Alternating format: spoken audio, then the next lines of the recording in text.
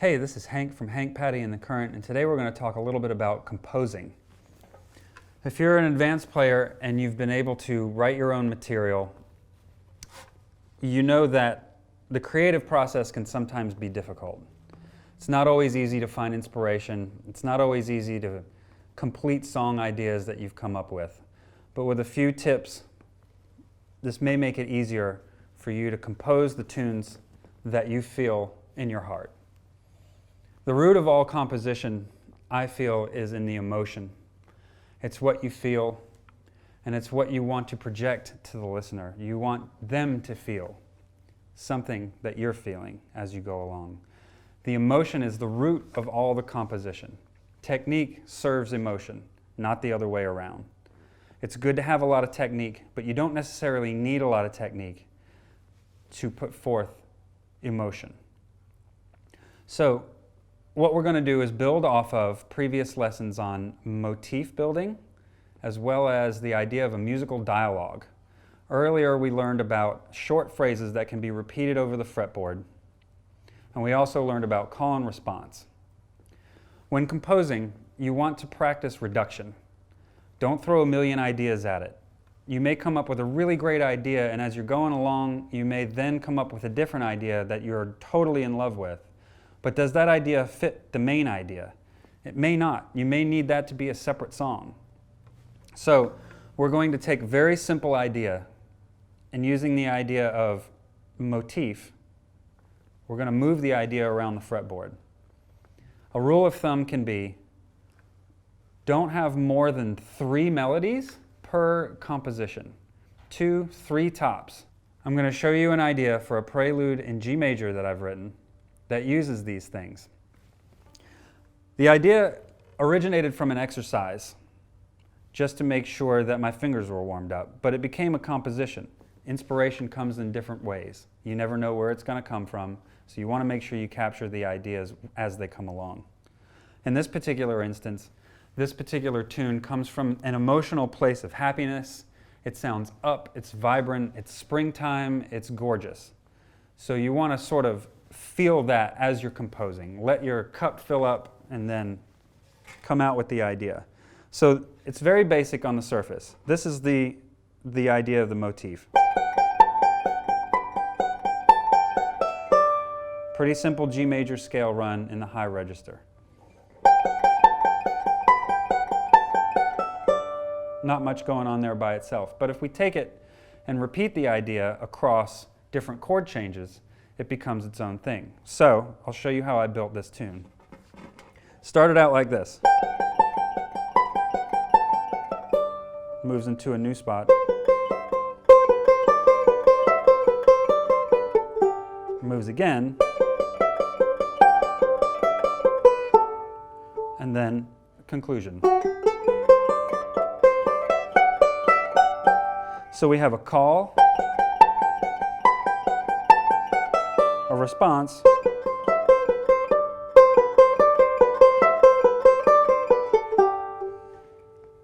another call, and then finally conclusion. I'm going to repeat it again in the middle register.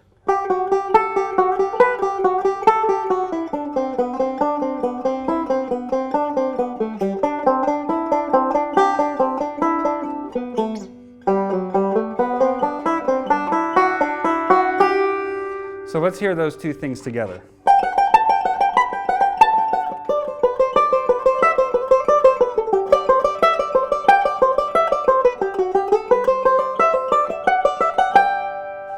And then again in the middle.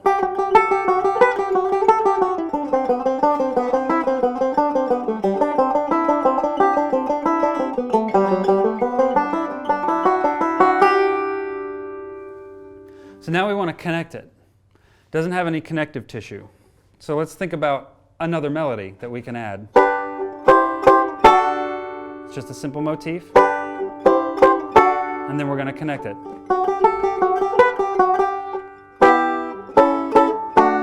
And then again,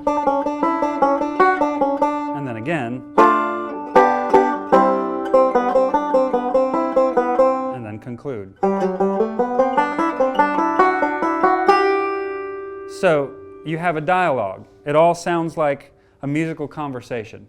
But I want to add another part, so what do? Well, I can't add another melody at this point because then that would be too much, right? So we're going to take the same idea and change how the melody is played. So, for example, using the idea of building harmony that we learned in a previous lesson, I'm going to take that same melody, add a note to it to harmonize with it, and slow it down so that it fits. Connective tissue will apply as well as it did a minute ago. So here it is again.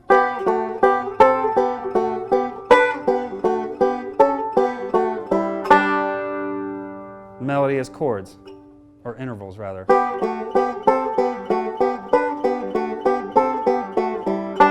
But we need connective tissue, so we're going to use the melody again for that. So here it is again as harmony.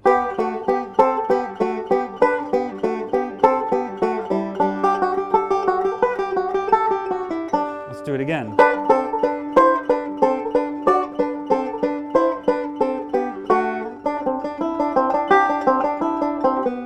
And then again.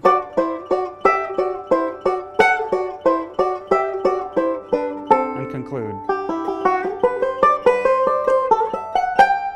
So now we have a complete idea. You could think of that as one time through the entire melody. So let's see how it sounds.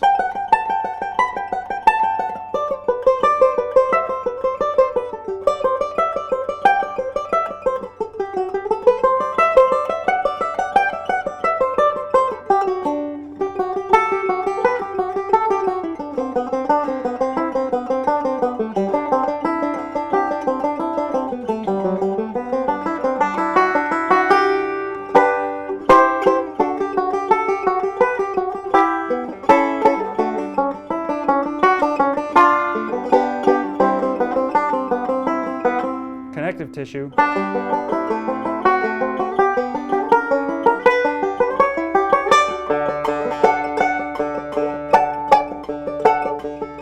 Which builds into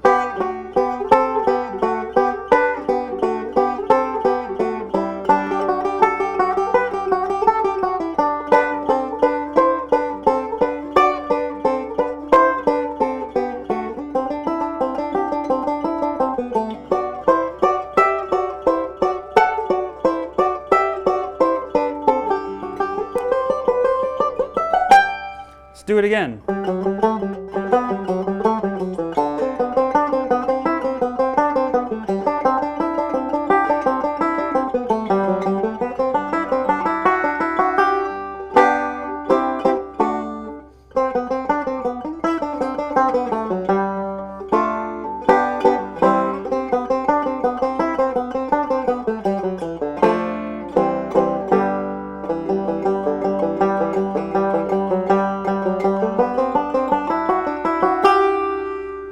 So if you take a simple idea with a little bit of improvisation in that case, and add a call, a response, build a motif, and repeat the motif throughout, you can come up with a composition that goes somewhere, it reflects emotion, it uses a little bit of technique to get the emotion across to the listener, and doesn't overuse melody. This way, the idea sounds good, it's a melody that people can hum, it's singable, it's something that you can remember, it catches your ear, and it doesn't do too much. You're only adding a little bit of technique to serve the overall emotion. The temptation, of course, is to throw a bunch of notes at it and to start stacking ideas on top of each other. And when you do that, you will lose people because they can't remember what happened a minute ago. Not to say that all people have short attention spans, but it's tough when there's a lot of notes moving at the same time. If the tune is sped up any faster and you add a lot more melody to it, no one will remember what it sounds like, and you may lose some of the emotion. So you want to make sure that the emotion is always at the core of it, so that when they hear it, they feel what you're trying to get them to feel, whether it's happy, sad, contemplative, somewhere in between. It's whatever you're trying to do, and wherever the core of that emotion is what the technique is there to serve. So for this little prelude in G major, we took an exercise and turned it into a composition using the same melody over and over again with a little bit of connective tissue. The connective tissue is very important and it can't distract from the melody. It just has to get to the next section. So when I built up this section,